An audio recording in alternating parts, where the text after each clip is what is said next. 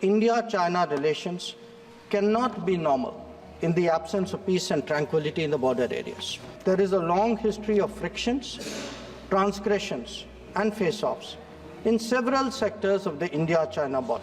And we remain very clear that the three key principles must be observed in all circumstances.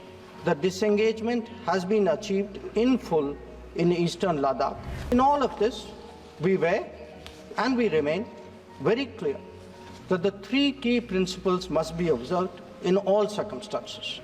One, both sides should strictly respect and observe the LAC. Two, neither side should attempt to unilaterally alter the status quo. And three, agreements and understandings reached in the past must be fully abided by in their entirety.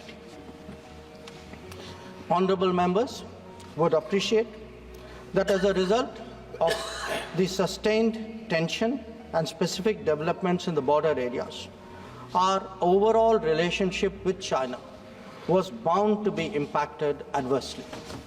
In the new circumstances, it was obviously not possible to continue the normal exchanges, interactions, and activities as in the past.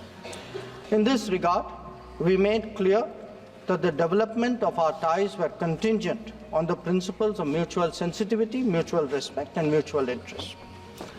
Throughout this period, honorable members would also be aware that government has maintained that India-China relations cannot be normal in the absence of peace and tranquility in the border areas. The ensuring of our national security in this manner is the result of cumulative and coordinated endeavors of many parts of the government, obviously centered around our defense and security forces. The competence and professionalism of our services in this period was displayed in our speedy and effective counter-deployment. In the negotiations with China, the defense and diplomatic arms worked in lockstep to ensure that our national interests were comprehensively met. Sir, in that context, the House would also recognize that there has been a significant improvement in the border infrastructure, which has made such effective counter-deployment possible. This is reflected, amongst others, in the increase of border infrastructure allocations in the last decade. The Border Roads Organization, BRO, alone has incurred 3 times the expenditure level of what it was a decade ago. Whether it is the length of the road networks, of the bridges, or the number of tunnels, there has been a substantial increase over the earlier period.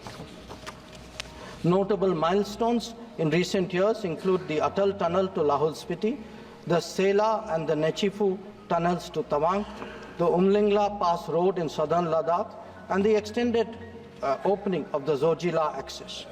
Work is progressing on some strategically important roads and airfields in Ladakh. The adoption of new technologies in high altitude, remote, inaccessible, and permafrost areas has also been significant. All of this reflects the government's firm commitment to protecting our borders and ensuring that our armed forces get the facilities and the logistical support that they deserve. Finally, sir, let me share with honorable members our expectation regarding the direction of our ties with China in the near future.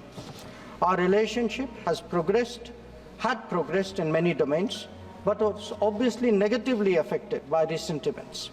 We are clear that the maintenance of peace and tranquility in border areas is a prerequisite for the development of our ties. In the coming days, we will be discussing both de-escalation as well as effective management of our activities in the border areas. The conclusion of the disengagement phase now allows us to consider other aspects of our bilateral engagement in a calibrated manner, keeping our national security interests first and foremost.